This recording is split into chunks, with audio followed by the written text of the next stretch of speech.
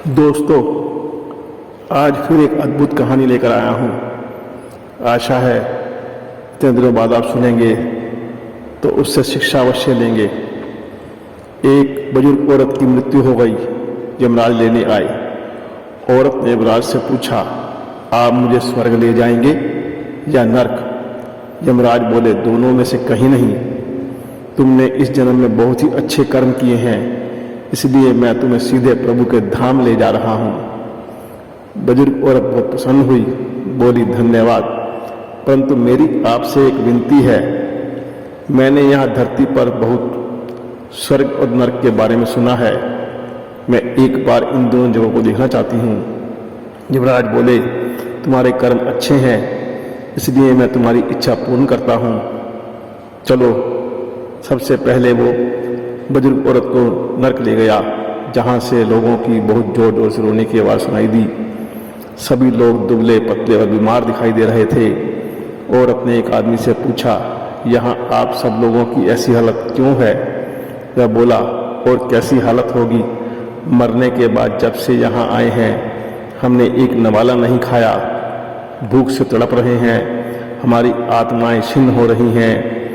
बुजुर्ग औरत ने एक नज़र विशाल पतीले पर पड़ी जो वहाँ रखा हुआ था और 100 फुट की ऊंचाई पर था। उस पतीले के ऊपर एक विशाल चम्मच लटका हुआ था। उस पतीले में से बहुत ही मधुर और सुंदर खुशबू आ रही थी। औरत ने उस आदमी से पूछा, इस पतीले में क्या है?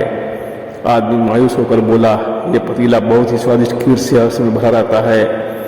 औरत ने हैरानी से पूछा, इसमें खीर है तो आप लोग पेट भर के यहाँ खाते क्यों नहीं? भूख से क्यों तड़प रहे हो? आदमी रो रो कर बोलने लगा, कैसे खाएं? ये पतीला 100 फुट ऊंचाई पर है, हम में से कोई भी इस पतीले तक नहीं पहुंच पाता। औरत को उन पर दया आई, तरस आई। सोचने लगी, बेचारे खीर का पतीला होते हुए भी भूख से बेहाल हैं, शायद ईश्वर ने इन्हें यही दंड दिया है। यमराज औरत को बोला, समय नहीं है, चलो आगे बढ़ते हैं। दोनों चले और स्वर्ग आया।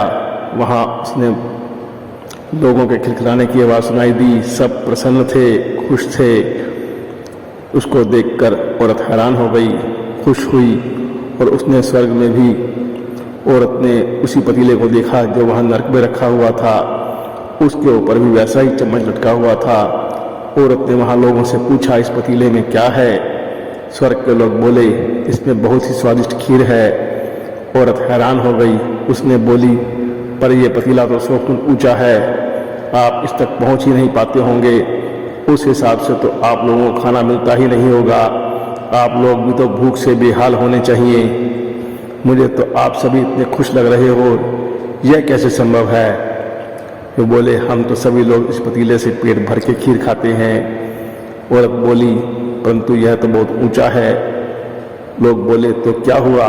पतीला ऊंचा है तो यहाँ पर इतने पेड़ हैं। ईश्वर ने पेड़ पौधे, नदी, झरने सब कुछ मनुष्यों के उपयोग के लिए ही तो बनाए हैं। हमने इन पेड़ों से लकड़ी ली, उसे काटा, लकड़ी के टुकड़ों को जोड़कर एक विशाल सीढ़ी का निर्माण किया।